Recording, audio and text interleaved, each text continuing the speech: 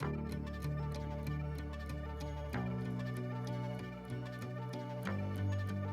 welcome all, thank you very much for joining us today. This is really our second part of the Creation Collaborators route that we are launching today. And we're very excited because the one in Mann is going really, really well. The whole premise of it is that, as you all know, Creation has been working with the community for 20 years. I always say, like, when I started working with Creation, it was just about connecting the dots. It's all there. It's like the sustainability is not just a buzzword. Carolyn's been doing it for 20 years. So this tour that we're doing is called the Creation Collaboration Tour. And the idea is to connect our visitors that come to Creation with our suppliers and in Mann and also in Stanford. And we want to showcase the region's exquisite produce. This is the reason why we got the 2019 UNESCO Heritage listing, because we have this amazingly pristine environment, you know, no pollution around us for 90 kilometers. So where we are today is we're going to do 4 stops. I'll tell you more about it as we go along. It's nice to get some surprises. But starting here at Christine's lovely house, which is not open to the public, so it's really very special. I really appreciate you opening it up. My little stop is all about aroma this morning. And we'll go into the different aromas and why we need aroma, but before that, it's a very special time right now. Incredibly special time. Because 4 minutes ago, summer ended. It's the autumn solstice today. So when you woke up this morning, you woke up in summer, and right now we're in autumn. So isn't it wonderful? The seasons change all the time, and we change and live with the seasons. So aromas. I think in this day and age, aromas are stifled for us. When we go to the shop, we buy our coffee in pods, our tea in bags, our herbs in pillow packs, our vegetables wrapped up in plastic, our spices in boxes and jars. We don't smell anything. And really, your first thing you should be doing when you want to source a product is you see it, and then before you eat it, you want to smell it.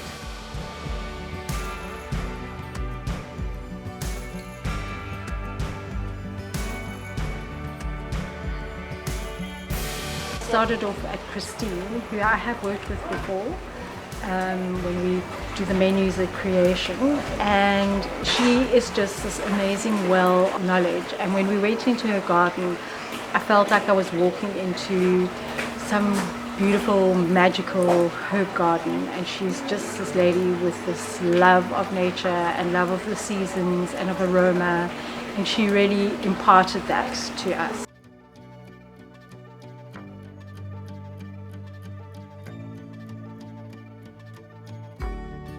Gyotaku, G-Y-O-T-A-K-U, Gyotaku. Gyo is fish, taku is rubbing. It's an 1800s technique from Japan.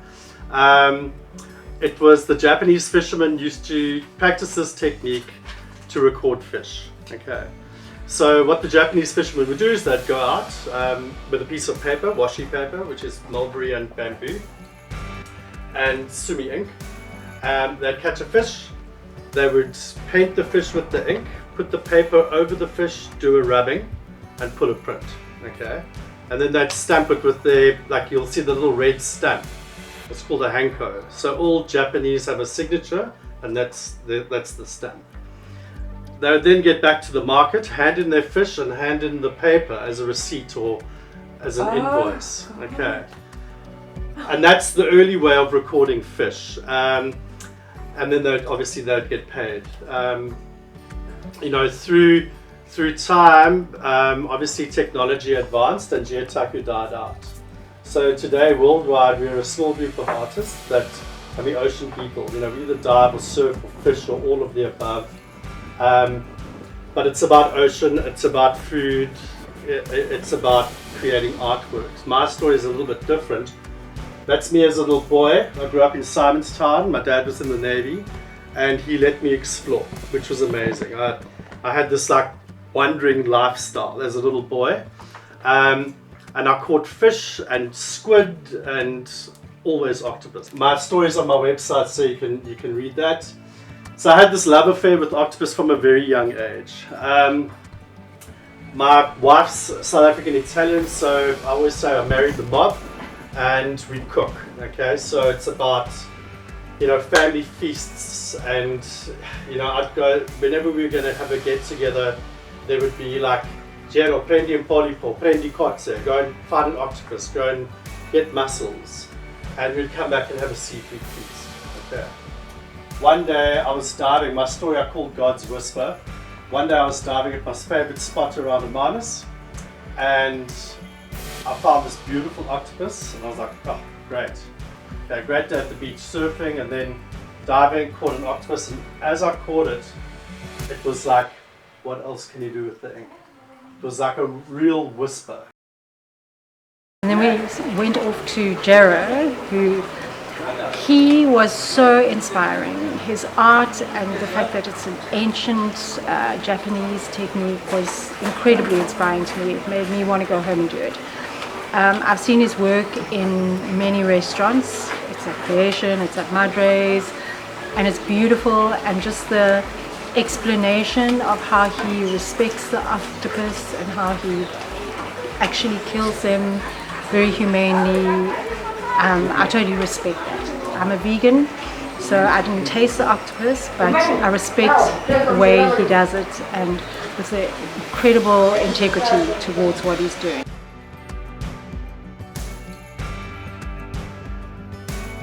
Welcome at Madre. So I've been in Stanford running a restaurant since 2004, and since then I actually know Carolyn. We just love living in Stanford. Stanford is a little town that's really close to my heart, and also I think everyone who lives in Stanford's heart, of course. It's a true village, and we really love to support each other and just also support our local farmers. And definitely Stanford is a true example of a blue zone village. And then it was on to Madre's, and Madre's a very good friend of mine, so it's always just an absolute pleasure to go there and experience her food, paired with the wines. And she is iconic in Stanford. She's, you know, Madre's a central restaurant in Stanford, and she's so well known.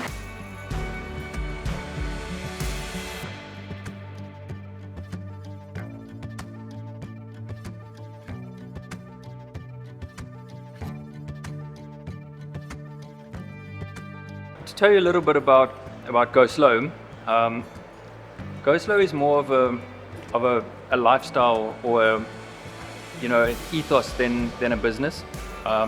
It's all about slowing down and focusing on what's good around you. So, like, for example, not rushing off to the supermarket to buy a loaf of Albany or something mass-produced. Slow down, place an order, and get a good loaf of bread the next morning. Focusing on the quality of meat that we eat, processing that same meat into the best possible product it could be, and trying to follow old techniques in how we do things. So coming on the creation suppliers route, you would come to Go Slow to try charcuterie that we produce for creation. This being a biltong bresaola, lamb pancetta, salamis, all made using free range and the best meats we can, the best quality ingredients we can find to produce those items, and made in the traditional styles as much as possible. And we ended up at another mind-blowing place called Go Slow, where at times 4 generations get together.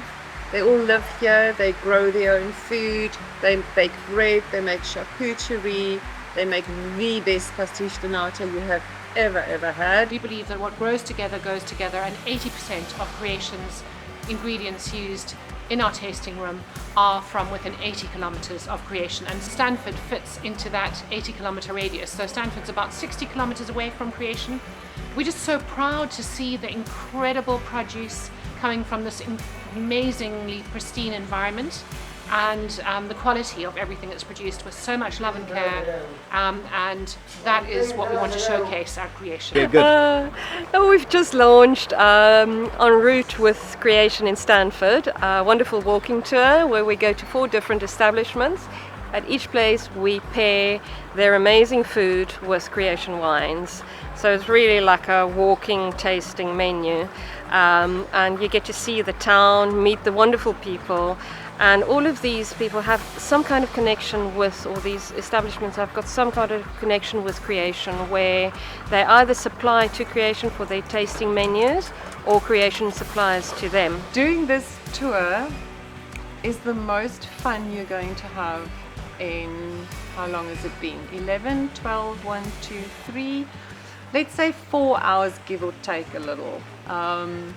If you're interested in wine, and you're interested in food, you're interested in art, picturesque little village in the Overberg, you are going to love En route in Stanford.